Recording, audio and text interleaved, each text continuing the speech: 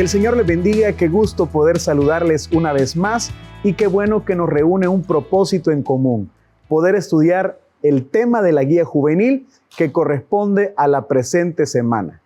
Es un tema muy interesante y sin duda nuestra juventud, nuestros jóvenes van a poder aprovechar la enseñanza de esta semana. El tema que vamos a estudiar esta semana es comerán y habrá de sobra. Y el sustento bíblico, la base bíblica que vamos a tomar para poder estudiar este tema, se encuentra en el segundo libro de los Reyes, capítulo número 4, versículos del 42 al 44. A medida avancemos con el estudio en esta ocasión, vamos a ir leyendo cada uno de estos versículos. Lo primero que hay que decir, o lo que hay que comprender, mejor dicho, es el contexto en el que se encuentra Eliseo y la comunidad de los profetas. Eliseo no está solo. Ahora Eliseo está conviviendo con una comunidad de profetas, pero son días de mucha hambre, son días de mucha escasez y mucha necesidad. Y ellos prácticamente, es decir, Eliseo y la comunidad de profetas, están luchando por sobrevivir. Pero en medio de esta necesidad y esta lucha, veremos la mano poderosa de Dios que va a actuar de forma sobrenatural para sustentar a Elías y los profetas. Y eso es lo que vamos a ver punto a punto en esta ocasión. El punto número 1 de nuestra enseñanza es la generosidad. Vamos a leer juntos el capítulo número 4, versículo 42, que dice de la siguiente manera: de Baal Salisá llegó alguien que le llevaba al hombre de Dios pan de los primeros frutos, 20 panes de cebada y espigas de trigo fresco. Eliseo le dijo a su criado: dale de comer a la gente. Sucede algo muy interesante, y es que en medio de este contexto de hambre, de necesidad extrema, aparece una persona que lleva consigo 20 panes, dice la palabra del Señor, y estos 20 panes de cebada y espigas de trigo los lleva precisamente para Eliseo y la comunidad de profetas. Hay que entender lo que esto significa, porque no es lo mismo que alguien nos ofrezca alimento cuando estamos saciados, cuando no hay problemas con la comida en casa. No es lo mismo, porque alguien puede ofrecernos y nosotros incluso podríamos darnos el lujo de rechazar ese alimento. Otra cosa muy diferente es cuando alguien nos ofrece alimento y tenemos hambre. No nos imaginamos siquiera la alegría o la bendición que significó el alimento que esta persona llevó a Eliseo y la comunidad de los profetas. Seguramente fue muy representativa esta ayuda. Y eso nos habla precisamente de la generosidad de este personaje que se mantiene anónimo durante todo el relato. La bendición de Dios puede venir de quien menos esperamos. Y Dios está usando acá a una persona. No conocemos el nombre, pero su acción sobresale de manera significativa, porque Él está alimentando al hombre de Dios y al grupo que le acompañaba. Y ese nos deja a nosotros una lección muy importante. ¿Por qué razón? Porque este hombre muestra un corazón de bondad. Probablemente él también tenía una familia que alimentar. Y lo más seguro es que él también estuviera sufriendo el hambre de ese país, la escasez que había en toda la nación. Este hombre que mostró bondad, que mostró generosidad, también la estaba viviendo en carne propia. Pero a pesar de ello, decide dar de lo que él tiene para poder alimentar a Eliseo y a la comunidad de los profetas. Un elemento importante que debemos nosotros resaltar a nuestros jóvenes en este punto número 1 es que la generosidad hoy parece estar en peligro de extinción. Hoy las personas aparecen dando a los demás, pero para hacerse una promoción personal. Muchas personas ayudan a otros, pero solo para conseguir fama, solo para conseguir algún reconocimiento. Pero es muy interesante que en este relato, esta persona, este hombre que llega con el alimento, no se dice quién es, pero sí se resalta su corazón lleno de bondad. Así que ese es un elemento importante. No necesitamos hacer promoción cuando ayudamos a alguien. No necesitamos gritar a los 4 vientos lo que estamos haciendo por otras personas. Cuando hay un corazón de bondad, lo que hacemos lo hacemos porque queremos ayudar, por el simple hecho de poder ayudar a alguien que se encuentra en necesidad. La generosidad nace de un corazón sinceramente conmovido por la situación de otra persona. Y eso es lo que vemos acá. Pero además de no hacernos promoción, es recomendable que nunca al ayudar a otra persona esperemos tener algo a cambio de esa ayuda. Este hombre no llegó solicitando absolutamente nada. Solo llegó a dejar los 20 panes de cebada, el trigo fresco, para que Eliseo alimentara a toda la comunidad de los profetas y por supuesto él también pudiera tener ese alimento. Pero nunca pidió nada a cambio. Y eso es lo que debemos reflexionar. Acá incluso en este punto podemos hacernos o dejar un espacio para que los jóvenes opinen. Y qué interesante sería preguntarle a nuestra juventud cuáles son las características de un corazón verdaderamente generoso. Y cuestionar si realmente un corazón generoso hace promoción de lo que hace. ¿Acaso un corazón generoso pide algo a cambio o espera algo a cambio o da desinteresadamente? En este caso y en esta lección, el hombre que lleva el alimento no espera nada a cambio y su corazón demuestra la bondad. La persona generosa tampoco es aquella persona que tiene de sobra, porque como lo mencionaba anteriormente, lo más probable es que este hombre también tuviera necesidades, también tuviera una familia que alimentar, pero él da de lo que tiene. Uno de los elementos que hoy en día mencionamos o escuchamos mencionar es que hay personas que se niegan a actuar generosamente porque dicen, si alguien va a ayudar, que ayude a aquel que tiene de sobra.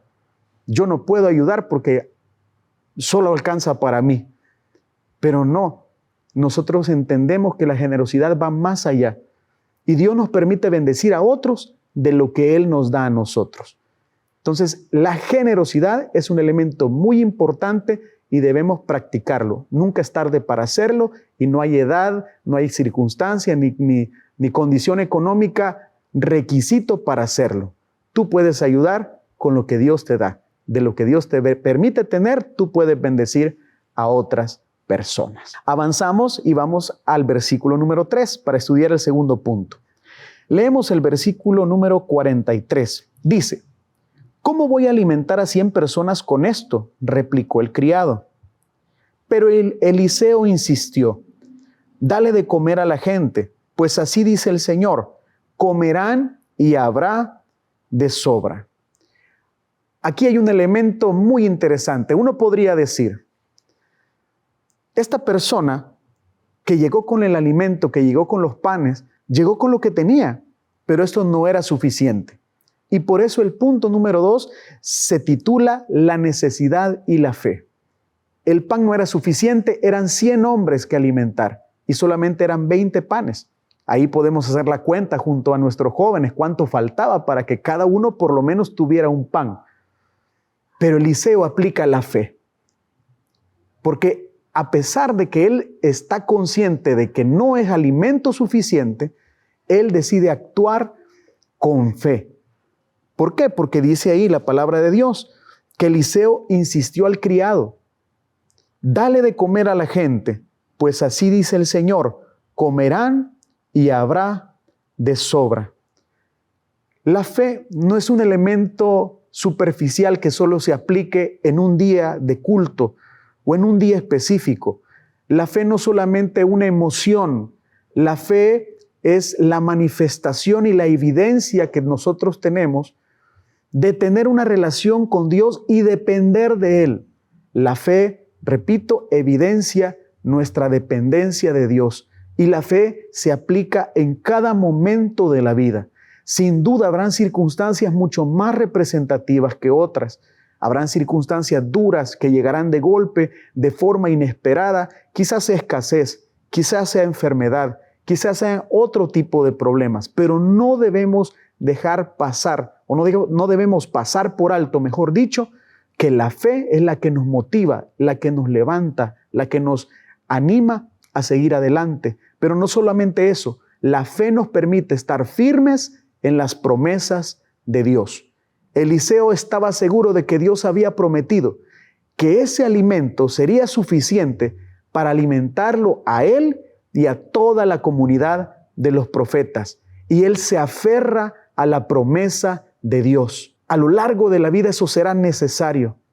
Debemos conocer cuáles son las promesas que Dios ha designado para nuestra vida y aferrarnos a ellas. ¿Por qué? Porque en ocasiones la fe será nuestro recurso principal. De hecho, debe ser nuestro recurso principal. La fe debe aplicarse como la primera opción, no la última.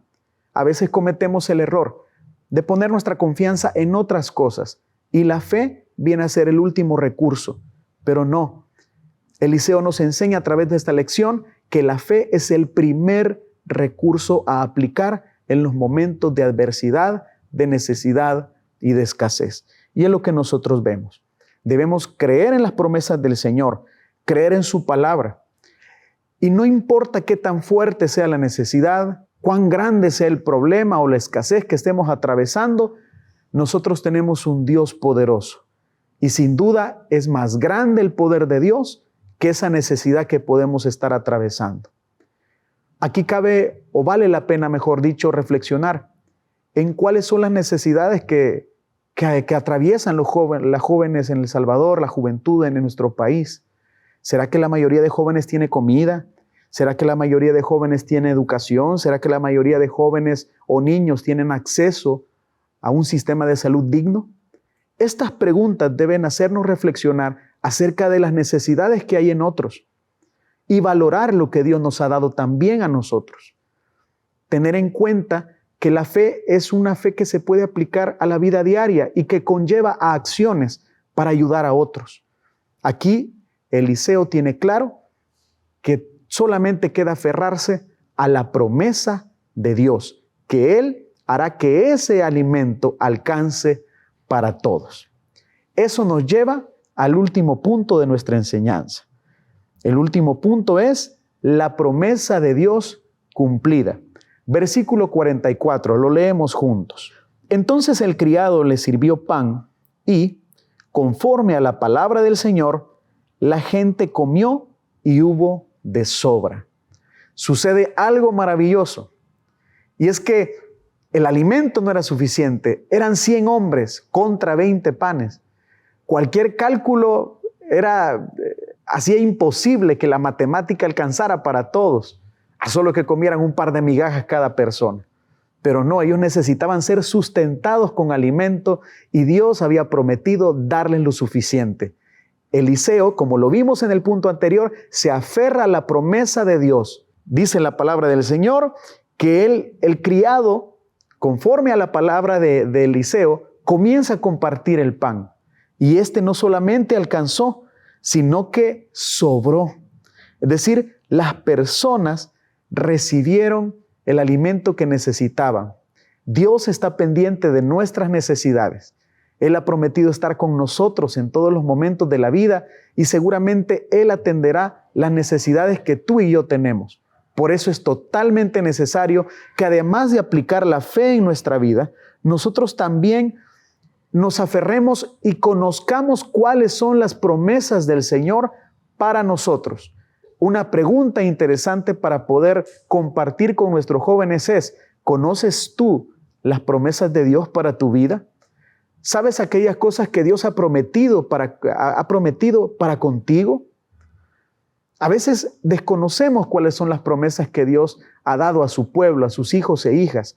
Y lo primero que debemos hacer es conocerlas para aferrarnos y con fe seguir adelante. Dios cumple sus promesas. A veces nos acostumbramos a ver cómo otras personas no cumplen sus promesas, cómo hoy la palabra casi que no vale nada porque las personas prometen sin cumplir y parece que nadie se afecta por ello, nadie dice nada. Nosotros observamos cómo incluso en distintas áreas como la política, en lo económico, en la familia, quizás con los compañeros de estudio, hay personas que prometen, hay personas que dicen estar ahí siempre y que al final no están. Hay personas que hacen promesas y no las cumplen. Entonces, se hace chocante para los jóvenes encontrarse con ese tipo de personas, ya es algo común. Por eso puede sonar chocante el hecho de que digamos que hay alguien que sí puede cumplir las promesas, y ese es Dios. Debemos hacer conciencia, Dios cumple lo que promete, porque Él no es un ser humano que miente, ni alguien que se va a equivocar con lo que dice. Cualquiera pudo haber dicho, yo creo que Dios se equivocó, no hizo bien los cálculos, son 20 panes, es poco alimento, son 100 hombres, creo que Dios se equivocó. Pero Eliseo no dijo eso. Eliseo se aferró a la promesa porque él estaba seguro de que su Dios contestaría. Ese Dios es el mismo Dios que tenemos ahora, junto en nosotros y junto a nuestros diferentes contextos de necesidad. Dios no es indiferente a lo que tú estás viviendo.